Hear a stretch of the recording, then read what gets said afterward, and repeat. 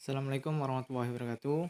Saya Isam Maikal, NIM 119112137 akan mereview jurnal tentang model hidrologi das air tipe hulu untuk prediksi banjir dan kekeringan. Penulis Nasrullah dan B. Kartiwa. Jumlah halaman 18. Ide pokok. Daerah aliran sungai atau das adalah suatu wilayah daratan yang secara topografi kemudian menyalurkan ke laut melalui sungai utama.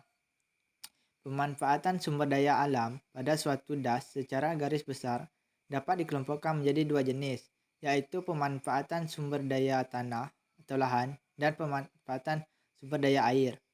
Pemanfaatan sumber daya lahan dalam suatu das meliputi pertanian, hutan, perkebunan, perikanan, pertambangan, dan lain-lain. Sedangkan pemanfaatan sumber daya air diperuntukkan bagi suplai air irigasi, suplai air minum, PLTA, suplai air industri, dan lain-lain. Agar dapat dimanfaatkan berkelanjutan, maka sumber daya dalam suatu das harus dikelola secara optimal, secara alamiah, air dan distribusi secara merata dalam suatu das. Adanya gangguan manusia berupa pembangunan fisik yang merupakan penggunaan lahan menyebabkan perubahan dalam pendistribusian air. Perubahan penggunaan lahan di suatu das dapat berdampak positif maupun negatif terhadap lingkungan. Tujuan dari jurnal tersebut adalah penelitian ini bertujuan untuk menganalisis karakteristik biofisik das air tipe hulu untuk memprediksi karakteristik debit sungai air tipe berdasarkan aplikasi model hidrologi. Model yang digunakan adalah model H2U yang dimodifikasi untuk mensimulasi model debit secara sesaat dan model GR4J yang digunakan untuk mensimulasi debit harian. Waktu, bahan dan metode. Waktu pelaksanaan pada bulan April sampai Maret 2005 di das air tipe hulu, Kecamatan Tarung, Bukit Gaib, Belanjerong, Kuta Panjang, dan Blangkejeren, Kabupaten Gayo Lues, Provinsi Nangro Aceh Darussalam. Bahan yang digunakan meliputi peta digital berupa bumi Indonesia, citra satelit landasan, data hujan iklim harian 10 tahun terakhir kalau tersedia, stasiun automatic water level record, konstruksi tiang penyangga sensor AWLR, dan pagar pelindung data longer. Metode penelitian. Pengukuran tinggi muka air. Pengukuran tinggi muka air secara otomatis dilakukan dengan memasang alat pengukur permukaan air otomatis AWL untuk memperoleh data debit kontinu atau interval 6 menit atau jam-jaman dengan melakukan pra-survei lokasi terlebih dahulu dengan mempertimbangkan hal-hal berikut. 1. Titik lokasi atau tidak terpengaruhi oleh pasang surut air laut ataupun fluktuasi tinggi muka air yang terjadi pada depresi alami atau danau. 2.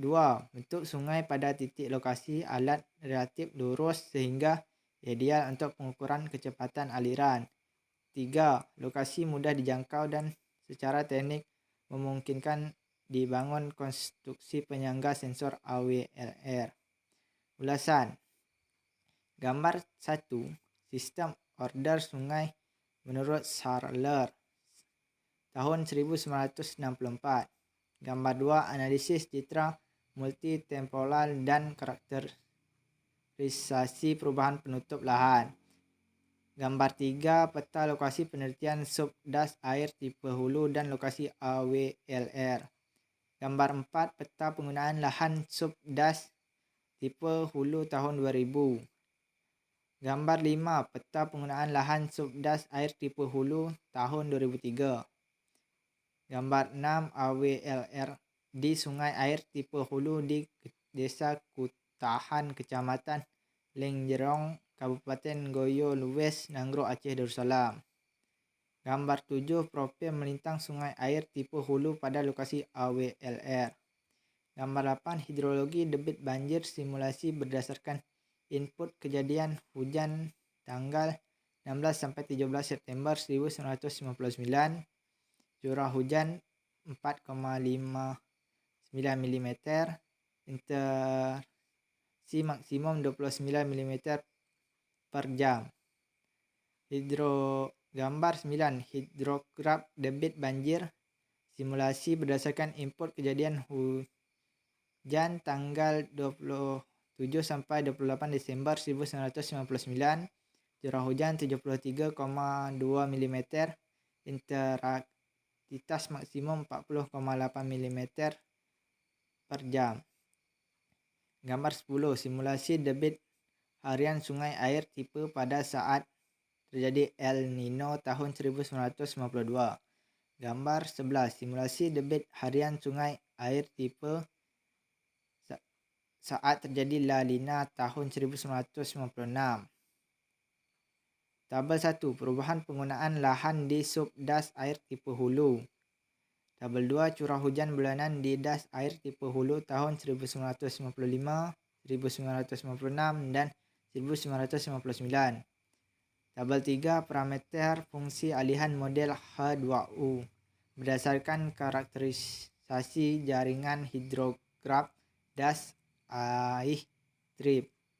Tabel 4, nilai konsekuensi aliran permukaan pada berbagai karakteristik kelompok hidrologi tanah dan kemiringan. Tabel 5, neraca air bulanan das air trip saat terjadi El Nino 1992.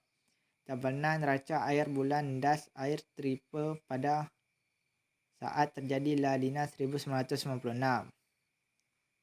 Kesimpulan, penggunaan lahan das air tripe dinominasi oleh hutan yang terdiri atas hutan limbung, hutan produksi terbatas, hutan konveksi, hutan produksi, dan lainnya, yaitu kebun campuran, sawah, semak belukar, lahan terbuka, dan pemukiman, serta Taman Nasional Gunung Lesor. Terjadi alih fungsi lahan yang mengkhawatirkan. Sebagai contoh, alih fungsi lahan yang terjadi antara tahun 2000 sampai 2003 adalah hutan produksi terbatas, hutan konveksi, dan hutan produksi luasnya menurun, tetapi hutan lindung luasnya meningkat.